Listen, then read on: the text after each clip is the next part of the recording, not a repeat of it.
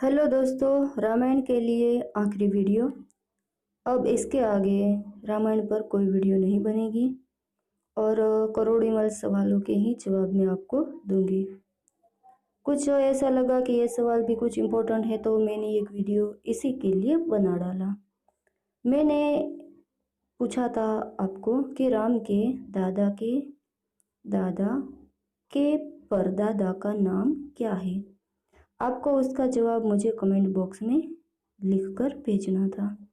तो चलो, राम के दादा के परदादा, नीचे से शुरू करते हैं, यहाँ से लास्ट से, कि दशरथ के 4 बेटे राम, भरत, लक्ष्मण व शत्रुघ्न।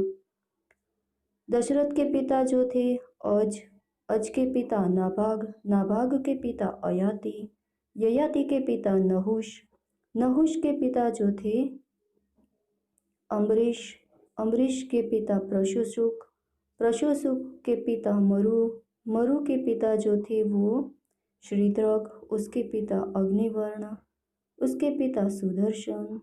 तो इस तरह से उसकी पूरी पीढ़ियाँ जो है वो हमें एक साथ लिख डालनी है। तो मैंने यहाँ आपके लिए 8 पीढ़ियाँ लिखी हैं: राम, दशरथ, अज, नाभाग, ययाति, नहुष, अम्बरीश, प्रशुसुक। तो इतनी पीढ़ियों में से ही उसके नाम मिल जाएंगे। तो राम के दादा जो है अज के दादा हुए ययाति। अब ययाति के परदादा का नाम हमें चाहिए। तो ययाति के परदादा यानी ययाति के पिता नहुष के दादा, तो ययाति के पिता हुए नहुष और उसके दादा प्रशुसुक, यानी कि नहुष के दादा प्रशुसुक या फिर ययाति के परदादा प्रशुसुक। तो फ्रेंड्स, इस तरह से आंसर आता था उसका। अनंग किन का एक नाम है? रतिपति कामदेव का एक नाम है।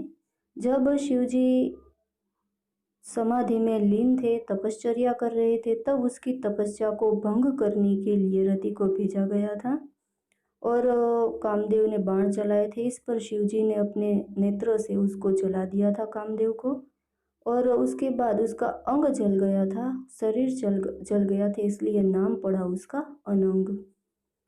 ताड़का ने किन राज्यों का विनाश किया था? ताड़का जो है उसने 2 राज्यों का विनाश किया था, मलदा, और दूसरे राज्य का नाम था कुरुप। तो ये ताड़का से जुड़ा सवाल था, तो बहुत ही जरूरी है कि ताड़का ये 2 राज्यों का विनाश करके वहीं वो रहती थी जहाँ पर राम ने उसे मार दिया था। नेक्स्ट क्वेश्चन, गंगा को धरती पर लाने के लिए भगीरथ ने कहाँ पर तप किया था? तो हर किसी को पता है कि गंगा माता को धरती पर भगीरथ लाए थे, लेकिन इसके लिए उसने कहाँ पर तप किया था? गोकर्ण नामक जगह पर। तो फ्रेंड्स, मैंने रामायण पर बहुत रिसर्च किया है, तकरीबन 1.5 महीना मैंने इस पर रिसर्च किया है। इम्पोर्टेंट सवालों के जवाब मैं अलग से लाई हूँ। कौन लक्ष्मी को पुत्री रूप में पाने के लिए हर रोज कलश में कुश के अग्रभाग से मंत्रोच्चार के साथ दूध की बूंदे डालते थे? कौन से ऋषि? तो वो है गृत्समद ऋषि। गृत्समद ऋषि जो है वो लक्ष्मी जी को अपनी पुत्री के रूप में पाना चाहते थे, और ये जो घड़ा है वो घड़ा रावण ले गया। उस घड़े में उसने कई ऋषि मुनियों को मारकर उसका लहू डाला था, लहू की बूंदे। फिर मैंने आपको अगले कहानी में इसको बता दिया है कि लंका ले गया वो घड़ा, मंदोदरी ने उसको दूसरी जगह पर जमीन में गाड़ देने के लिए किया, वही सीता। कृष्ण का प्रिय फूल कौन सा है? तो कृष्ण जो है वो राम के ही तो अवतार हैं, तो कृष्ण की भी बात मैंने ले ली, चंपो। तो ये जो कृष्ण का प्रिय फूल है, इसका रंग और जो होती है उसकी दिखावा वो बहुत ही अच्छा है, सुगंध। लेकिन भंवरे जो है, भंवरे वो इस फूल के पास नहीं जाते। इसी तरह मधुमक्खियाँ भी इस फूल के पास नहीं जाती। कहते हैं कि भंवरे जो है कृष्ण के दास हैं, तो इसलिए वो कृष्ण के प्रिय फूल के पास नहीं जाते, उसका रस नहीं चूसते। तो ये है कृष्ण का प्रिय फूल। दक्षिण का दल जब वापस आ रहा था, सीता माता की शोध करके हनुमान आ गए, और दक्षिण का दल जब वापस आ रहा था तब बहुत खुश था। तब मधुवन वाटिका में वे गए थे। उसकी रक्षा का भार, यानी कि उस मधुवन वाटिका की रक्षा का भार उस समय किन का था? तो उस मधुवन वाटिका की रक्षा का भार सुग्रीव के मामा दधिमुख पर था। और दक्षिण के वानर दल ने वहाँ का सब मधुरस पिया था, वहाँ के फल फूल खाए थे और अपनी क्षुधा को तृप्त किया था। सुतीक्षण मुनि के आश्रम में जाते वक्त जिस विराट का वध राम ने किया वह कौन था? ये विराट जो है उसने सीता माता को पकड़ लिया था, उसको ले जाने की कोशिश कर रहा था, उस वक्त राम ने उसका वध किया था। रियल में वो तुम्बुरा नामक एक गांधर्व था और कुबेर का उसको श्राप था। तो राम ने उसे किस तरह से मारा था? तो उसे राम ने पकड़ लिया था और लक्ष्मण ने बड़ा गड्ढा बनाया था, उसी में उसे डाल दिया गया था। उसके ऊपर बड़ी बड़ी शिलाएं रख दी गई थी और इस तरह से उसको मार दिया गया था। तुम्बुरा नामक गांधर्व था विराट। रावण के नाना का नाम आपको मुझे देना है कमेंट बॉक्स में लिखकर। याद रहे, सोचिएगा अच्छी तरह से, क्योंकि रामायण में जो नाम है उसके नाना की बात जो है उसमें से मिलती जुलती है, मैं आपको बता दूं, लेकिन सोचकर बताना होगा आपके कि रावण के नाना का नाम क्या था। रिसर्च कीजिएगा। नेक्स्ट क्वेश्चन, लवकुश कहानी किन कांड में आती है? लवकुश की जो कहानी है वो उत्तर कांड में आती है और उसे उत्तर रामायण भी कहते हैं। उत्तरकांड में आती है इसकी पूरी कहानी। जनक और अष्टावक्र के संवाद को किन नाम से जानते हैं?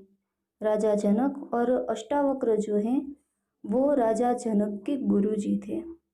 उन दोनों के संवाद को क्या नाम दिया गया है? उन दोनों के संवाद को महागीता नाम दिया गया है। बस ऐसे ही जो क्वेश्चन आपने कभी सोचे भी नहीं, ऐसे ही क्वेश्चन के विषय में अक्सर आते हैं। दशग्रीव और वज्रमणि के नाम। दशग्रीव का नाम रावण और वज्रमणि यानी कि शूर्पणखा। जी हाँ, शूर्पणखा का एक नाम कांवली भी है, एक नाम वज्रमणि भी है और लोग उसे शूर्पणखा के नाम से ज़्यादा जानते हैं। रामानंद सागर के रामायण में शत्रुघ्न का किरदार किसने निभाया था? तो जो रामानंद सागर की रामायण है उसमें शत्रुघ्न का किरदार समीर राजदा ने निभाया था। नेक्स्ट क्वेश्चन की ओर आगे बढ़ते हुए, धरती माता किन पर बैठकर सीता माता को लेने आई थी? वो नाग देवता पर बैठकर सीता माता को लेने आई थी। जब सीता माता ने उसे आह्वान किया, उसे बुलाया, उस वक्त वो आई थी। ये फोटोग्राफ आप देख सकते हैं, स्क्रीनशॉट है ये आपके लिए लिया हुआ, देख सकते हैं आपकी नाग देवता को। नेक्स्ट क्वेश्चन, कनिष्क भ्राता इन शब्द का मतलब क्या है? छोटे भाई, बड़ा भाई, दूसरे नंबर का भाई या फिर तीसरे नंबर का भाई? पहला भाई बड़ा भाई कहलाता है, दूसरे नंबर का भाई तीसरे नंबर का भाई या फिर छोटा भाई। तो ये जो है कनिष्क भ्राता, उसका मतलब है छोटा भाई। पहले नंबर का दो भाई हैं तो दूसरे नंबर का भाई कनिष्क भ्राता कहलाता है।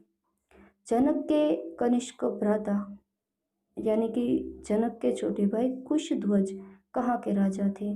वो सांकाश्य के राजा थे और सांकाश्य के राजा जो थे उसने जनक से सीता माता का हाथ मांगा। राजा जनक की उनसे लड़ाई हुई और उसके बाद राजा जनक के हाथों उसका वध हुआ और उसके बाद राजा जनक ने अपने छोटे भाई कुशध्वज को सांकाश्य का राजा बना दिया था। तो इस तरह से सांकाश्य के राजा बने थे कुशध्वज। मैं आपको यहाँ बता दूं कि सांकाश्य का राजा जो था सुधन्वा, उसकी मौत हुई थी राजा जनक के हाथों। तो सुधन्वा नाम भी पूछा जा सकता है। सगर के 60,000 पुत्रों के अलावा भी एक पुत्र था, उसका नाम असमज्ज। सागर के जो राजा सगर थे उसकी दो पत्नियां थी। एक पत्नी से 60,000 पुत्र थे और दूसरी पत्नी से एक ही पुत्र था। तो 60,000 पुत्र जो है वो राजा और जो ऋषि मुनि दिलीप थे उसने, आप जानते हैं, और दूसरा एक बचा था पुत्र असमज्ज। राम ने अश्वमेध यज्ञ किन नदी के किनारे किया था? नैमिषारण्य एरिया में, गोमती नदी के तट पर।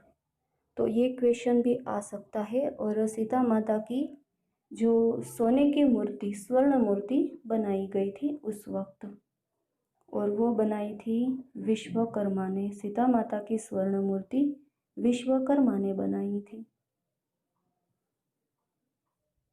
राम के कहने पर ब्रह्मा जी ने राम के भक्तों को कहाँ रहने की जगह दी थी? ये उस वक्त की बात है जब राम जो है उसने सरयू नदी में जल समाधि ली थी। उसके साथ उसके भक्तों जो भी थे उसने भी जल समाधि ली थी। और राम के स्वरूप विष्णु ने ब्रह्मा जी से कहा था कि ये मेरे सब भक्त हैं, ये भी मेरे साथ आना चाहते हैं, तो आप इसे रहने की जगह भी दीजिएगा। तो ब्रह्मा ने ब्रह्मलोक के पास संतानक लोक में उन लोगों को रहने की जगह दी थी। तो ये थी इम्पोर्टेंट बात जो मैंने आपको बता दी। जो भी मुझे क्वेश्चन बहुत ही इम्पोर्टेंट लगे वो मैं आपके लिए लेकर आई हूँ। वीडियो अच्छा लगे तो लाइक और शेयर करना मत भूलिएगा, और चैनल अच्छा लगे तो सब्सक्राइब कीजिएगा। बस विदा लेती हूँ आपसे। आपको मिलूँगी नेक्स्ट एक करोड़ीमल वीडियो में। तब तक के लिए सी यू।